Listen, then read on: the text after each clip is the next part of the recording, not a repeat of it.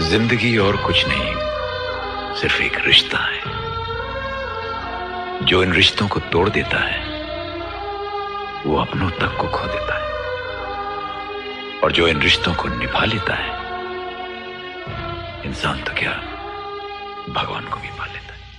हाँ गाइस, नमस्कार। कैसे हैं आप? आप सभी को क्रिसमस की शुभकामनाएं, हार्दिक मंगल कामनाएं।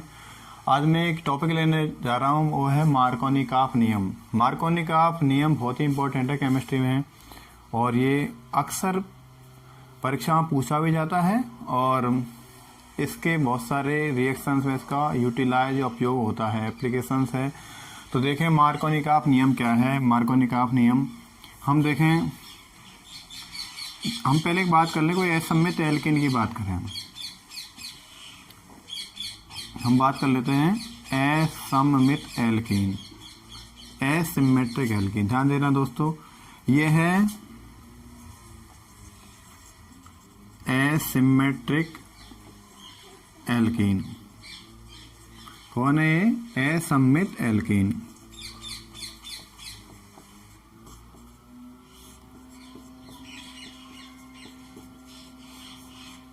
असममित एल्कीन क्यों है ये?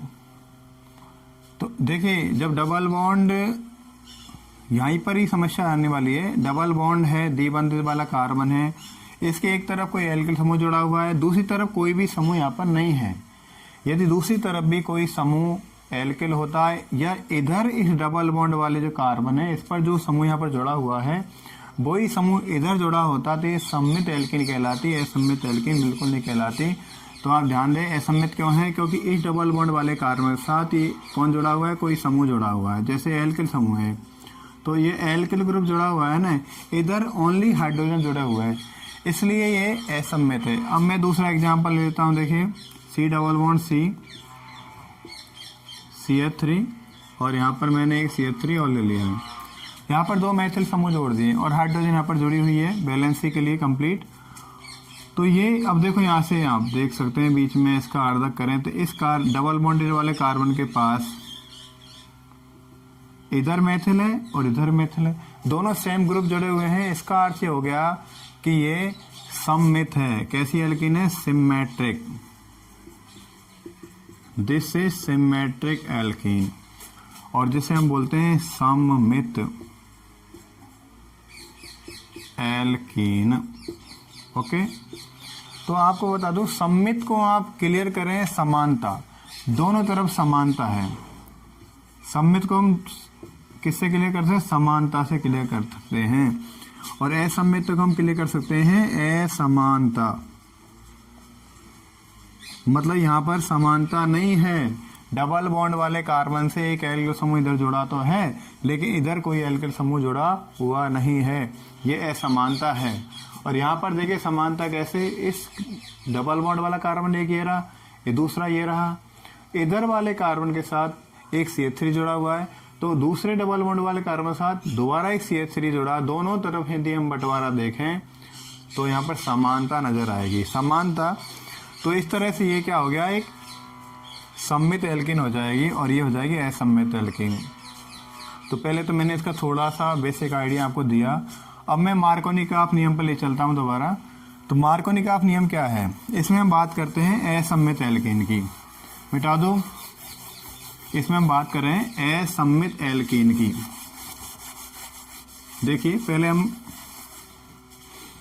इसकी डेफिनेशन लिख देता हूं मैं। जब किसी असममित एल्कीन, मार्कोनी-काफ रूल्स, मार्कोनी-काफ जो नियम है वो हमेशा योगात्मक अभिक्रियाओं में ही काउंट किए जाते हैं, एडिशन रिएक्शंस में। तो असममित एल्कीन, जब किसी असममित एल्कीन पर हाइड्रोजन हैलाइड, अब एक बात और नोटिस करवाता हूँ, हाइड्रोजन हैलाइड जरूर नहीं हाइड्रोजन हो हैलाइड हो। हम यहाँ पर इस तरह देख सकते हैं, H और X की बात करें तो X पार्शियली नेगेटिव हो जाएगा और H पार्शियली पॉजिटिव। तो हम इनकी बात करें HX या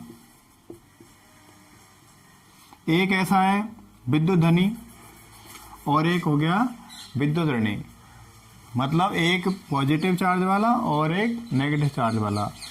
जब किसी असममित एल्कीन पर HX का योग करवाया जाता है, जब किसी असममित एल्कीन पर HX का योग करवाया जाता है तो हाइड्रोजन, या हाइड्रोजन के बारे में क्या लिख सकता हूं, धन परमाणु या धन स्पीसीज, स्पीसीज सबसे बढ़िया शब्द होगा यहाँ पर, धन स्पीसीज उस द्विबंधित, देखो कार्बन तो दोनों ही है लेकिन द्विबंधित लगाना जरूरी है, उस द्विबंधित कार्बन पर ऐड होता है जिस पर H की संख्या क्या होती है, अधिक होती है, जिस पर H की संख्या अधिक होती है। पहली बात तो मैंने H की बात करी है, H का ऐड किया है।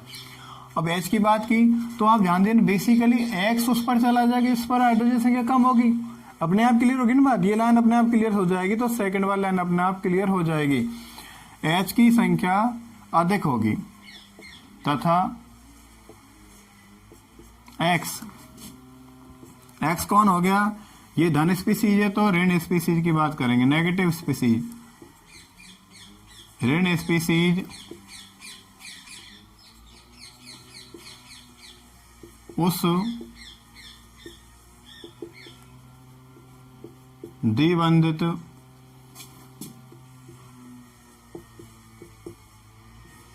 कार्बन पर ऐड होता है या जुड़ता है जिस पर H की संख्या, यहां पर क्या है, H की संख्या अधिक, इस पर गौर करने, H की संख्या अधिक, H की संख्या कम होती है, जिस पर H की संख्या कम होती है। और यही है मार्कोनिकॉफ नियम, क्योंकि इस नियम को किसने दिया, वैज्ञानिक कौन सा हो गया, वैज्ञानिक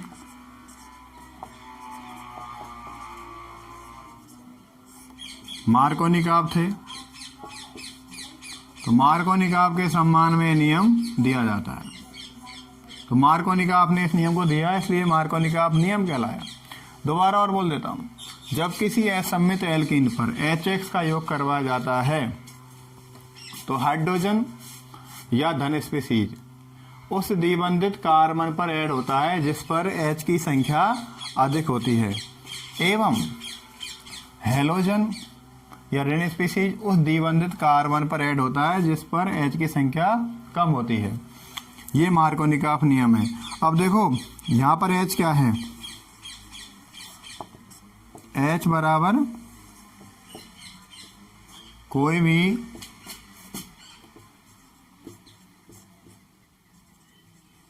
विद्युत धनी, मतलब इलेक्ट्रोपॉजिटिव, कोई बात नहीं आप ऐसे लिख दें। और X क्या है, कोई भी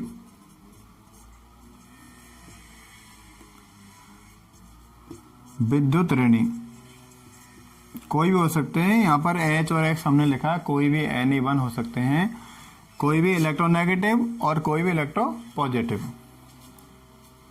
तो मैं इसको मिटा देता हूं। हाँ देखो इधर क्लियर करना है थोड़ा सा, हम असममित एल्कीन ले रहे हैं, CH2 डबल बॉन्ड CH और सिंगल बॉन्ड CH3। ध्यान देना एक असममित एल्कीन है और इसका नाम है प्रोपीन। कौन है ये, प्रोपीन। प्रोपीन पर हम दोस्तों किसका योग करवा रहे हैं, प्रोपीन पर एडिशन करवा रहे हैं H और X का। X कोई हेलोजन है या कोई भी विद्युत ऋणी है, और ये रिएक्शन होगी मार्कोनिकॉफ रूल्स के अनुसार।